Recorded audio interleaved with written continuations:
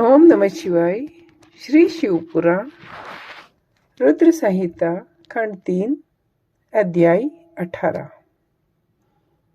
ब्रह्मा जी कहते हैं, मुने, काम अपने साथी वसंत आदि को लेकर वहां पहुंचा।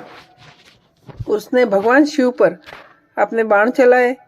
तब शंकर जी के मन में पार्वती के प्रति आकर्षण होने लगा। अपने धैर्य को खोता देख महायोगी अत्यंत विस्मित हो पड़े। परमात्मा गिरीश को तत्काल रोष चढ़ाया। उधर आकाश में बाण सहित धनुष खड़े काम ने भगवान शंकर पर अपना अमोघ अस्त्र छोड़ दिया, जिसका निवारण करना बहुत कठिन था। परंतु परमात्मा शिव पर वह अमोघ अस्त्र भी मोह हो गया। कुपित हुए परमेश्वर के पास जाते ही शांत हो गया। भगवान शिव पर अपने अस्त्र के व्यर्थ हो जाने पर काम को बड़ा भय हुआ। भगवान मृत्युंजय को सामने देखकर वह कांप उठा और इंद्र आदि समस्त देवताओं का स्मरण करने लगा। मुनिश्रेष्ठ अपना प्रयास निष्फल हो जाने पर वह भय से व्याकुल हो उठा। कामदेव के स्मरण करने पर इंद्र आदि सब देवता वहां आ पहुंचे और शंभु को प्रणाम करके उनकी स्तुति करने लगे।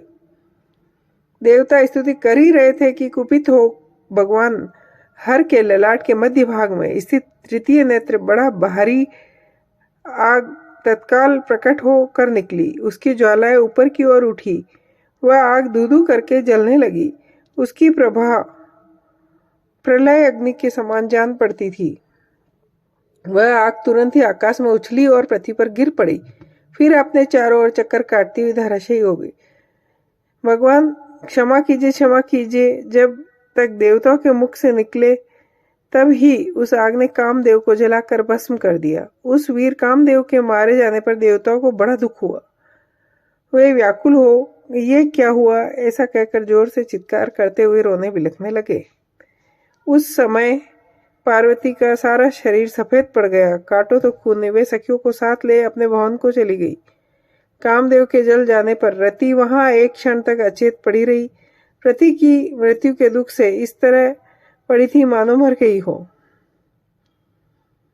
थोड़ी देर में जब होश हुआ तब अत्यंत व्याकुल हो तरह तरह की बातें करने लगी। मैं अब क्या करूं, कहां जाऊं? देवताओं ने यह क्या किया? मेरे स्वामी को बुलाकर नष्ट करा दिया। जय हो।